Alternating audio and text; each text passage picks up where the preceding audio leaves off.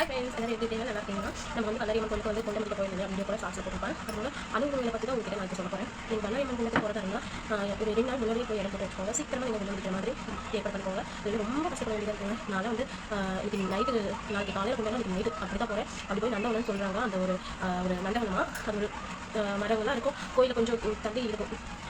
கம்பி வேலையெல்லாம் போட்டிருந்தாங்க. அந்த வேலைகளுக்குள்ள கேட் மாதிரி கம்பியெல்லாம் வச்சிருந்தாங்க. அந்த நந்தவனத்துக்குள்ள நாங்கள் போய் இப்போ வந்து நைட் ஃபுல்லாக அங்கே தான் இருந்தேன். காலையில் கேட் ஓப்பன் பண்ணாங்க. பயங்கர கூட்டங்கள். அந்த கூட்டத்தை அப்படியே பிடிச்சிட்டு தள்ளுறாங்க. அந்த தள்ளும்போது நிறையா பெண்கள் வந்து மயக்கம் போட்டு விழுந்துட்டாங்க. நிறைய பேர்த்த வந்து ஆம்புலன்ஸ்லேருந்து கூட்டிகிட்டு போகிற மாதிரியாக ஆயிடுச்சுங்க. நீங்கள் தயவு செஞ்சு பல்லாரியம்மனுக்கு வேண்டியதை வைக்கிறீங்கன்னா நான் வந்து உங்களுக்கு எப்படி சொல்கிறேன்னா நான் வந்து உங்களுக்கு முடியுமா அப்படின்னு மட்டும் வேண்டிக்கோங்க. தயவு செஞ்சு நான் குழந்தை எடுத்துகிட்டு வரேங்கன்னா வேண்டிக்கவே வேண்டிக்காங்க.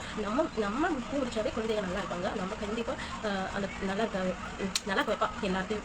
வீட்டில் ஒருத்தங்க போனாலே அந்த பழைய குடும்பத்தில் இருக்கவங்க எல்லாத்துக்கும் அந்த பழைய அம்மா கொடுப்பா. அந்த நம்பிக்கையோட எழுத வைங்க. தயவு செஞ்சு குழந்தைங்க எடுத்துகிட்டு போயிட்டாங்க. பயங்கர கூட்டாங்க. அங்கே இருந்து அந்த கூட்டத்தில் இருந்து அந்த நெரிசல் இருந்து போயிட்டு பாத்ரூம் கொடுக்கலாம் ரொம்ப சிரமங்க. அங்கேருந்து போயிட்டு குணமிக்க இடத்துல போயிட்டு ஒரு பெரிய காமெடி தாங்க. அந்த காமெடி என்னன்னா ஹேண்ட்பேக் வந்துட்டு நம்ம குணமிக்கும் போது ஃபுல் பற்றியோடு நம்ம மைண்ட் கூட நமக்கு நம்மளோட வேண்டதை இருக்கணும் அப்படின்னு சொல்லிட்டு அந்த ஹேண்ட்பேக் வந்து அந்த குச்சியெல்லாம் கட்டி வச்சுருக்காங்க. அவங்க மாட்டிட்டா என் ஃப்ரெண்டோட ஹேண்ட்பேக் தான்.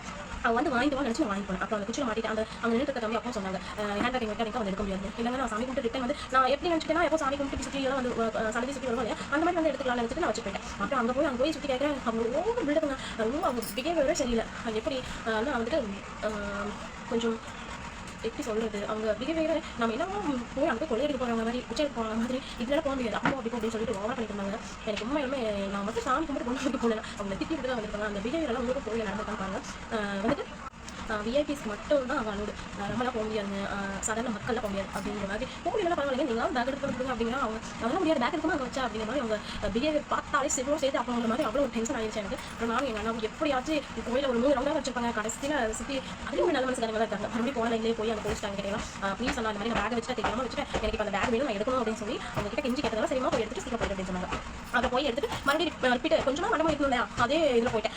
அவங்ககிட்ட போயிட்டு நான் பேக் எடுத்துட்டு எனக்கு அட்லீஸ்ட் எனக்கு ஃப்ரீயாக விடுங்க உள்ள வரதா இல்லை வெளி போகிறதா விடுங்க அப்படின்னு கேட்குறேன். அதுக்கும் அவங்க மாட்டேன்னுட்டாங்க. எனக்கு அப்படியே அத்தாலியாக பொறுப்புங்கிற மாதிரி சாப்பாடாக ஒரு கிளாஸ் சொல்லிட்டு வந்துட்டேன். ஏன் இப்படி எல்லாம் பிஹேவ் பண்ணுறாங்க பிஹேவியருக்கு ஒரு மாதிரி நம்ம சாதாரண மக்களுக்கு ஒரு மாதிரி ஏன் இப்படி வேறு பார்க்குறாங்கன்னு தெரியல.